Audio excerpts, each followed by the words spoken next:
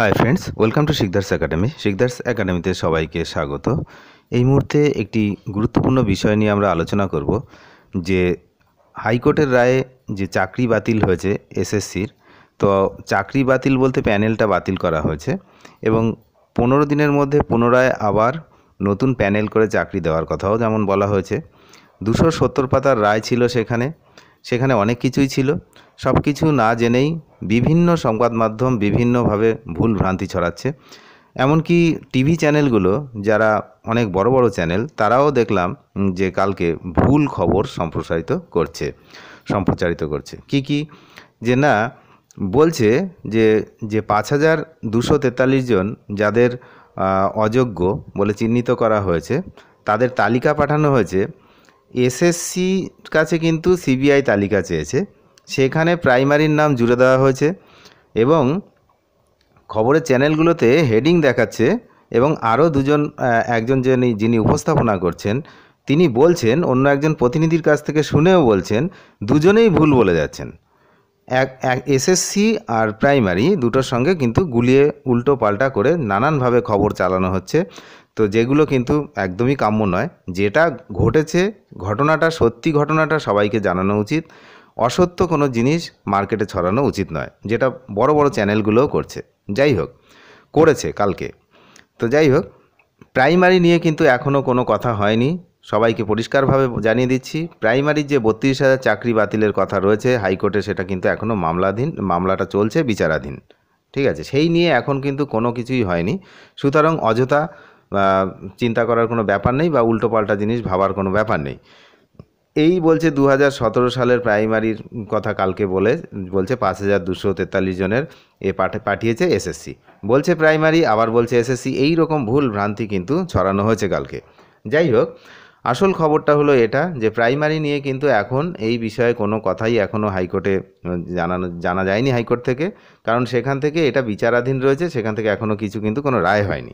যাই হোক, এবার যাদের চাকরি গেছে বলে মনে করা হচ্ছে যে তাদের কিন্তু বেতন এই মুহূর্তে বন্ধ হচ্ছে না। আপনারা গতদিন নিশ্চয়ই জেনেছেন যে যতদিন মামলা চলবে তাদের বেতন কিন্তু ঠিকঠাকভাবেই তারা বেতন পাবেন, যেমনটা প্রাইমারিতে 32,000-এর ক্ষেত্রে হচ্ছে।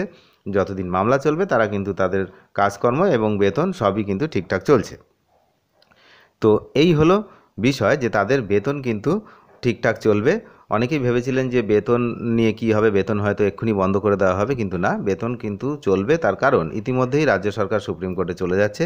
শুধু তাই নয়, তাদের হয়ে চাকরি বাঁচাতে, চাকরিহারাদের নিয়ে আইনজীবীদের সঙ্গে মতামত বিনিময়, যোগ্যদের চাকরি বাঁচাতে সুপ্রিম কোর্টে যাচ্ছে এসটিইএ, অর্থাৎ আমাদের যে মাধ্যমিক শিক্ষক ও শিক্ষাকর্মী সমিতি, এর নাম হচ্ছে এসটিইএ। তারাও কিন্তু চাকরি যাদের চলে গেছে মনে করা হচ্ছে তাদের পেছনে দাঁড়িয়েছেন এবং তাদের হয়ে সুপ্রিম কোর্টে আবেদন করছেন। তো যোগ্য অযোগ্য যেহেতু পুরোপুরি আলাদা করা হয়নি, সেই জন্য কিন্তু এই বিষয়ে সবাই কিন্তু যারা চাকরি হারিয়েছেন তাদের পেছনেই আছে। যাই হোক, কলকাতা হাইকোর্টের নির্দেশে যে 25,753 জন কর্মরত শিক্ষক শিক্ষাকর্মীর চাকরির প্যানেল বাতিল হয়েছে। বারবার বলছি, চাকরি বাতিল নয়, চাকরির প্যানেল বাতিল। প্যানেল বাতিল মানে কিন্তু এক প্রকার চাকরি বাতিল আপনারা ধরতে পারেন, কিন্তু পুরোপুরি চাকরি বাতিল নয়। যারা যোগ্য তাদেরকে খুঁজে তাদের পুনরায় প্যানেল করে তাদের চাকরি দেওয়ার কথাও কিন্তু ওই হাইকোর্ট থেকেই বলা হয়েছে। সুতরাং বিভ্রান্তকর কোনো খবর এইসব দেখে কিন্তু বিভ্রান্ত হয়ে পড়বেন না। এই চূড়ান্ত অন্ধকারের মধ্যে শিক্ষক শিক্ষাকর্মীদের নতুনভাবে পথ দেখানোর উদ্যোগ কালকে কিন্তু একটা আয়োজন করা হয়েছিল। আজ দুপুরেও সেই আয়োজন রয়েছে। মাধ্যমিক শিক্ষক ও শিক্ষাকর্মী সমিতি তথা এসটিইএ 2016 সালের এই প্যানেল বাতিল করেছে। তাই আইনি পরামর্শ নেওয়ার জন্য আজ এই সমিতির পক্ষ থেকে আইনজীবী কার্তিক রায়, আইনজীবী গৌরাঙ্গ দেবনাথ, আইনজীবী দেবরঞ্জন দাস চাকরিচ্যুত শিক্ষক শিক্ষাকর্মীদের নানান ধরনের সমস্যা নথিভুক্ত করেন। পরে এই আইনজীবীর প্যানেল আগামী দিনে কিভাবে সুপ্রিম কোর্টে এই রায়ের বিরুদ্ধে অ্যাপিল করা যায় তার মতামত দান করেন। এই মত বিনিময় সভায় সারা রাজ্যের 4 শতাধিক শিক্ষাকর্মী অংশ নেন।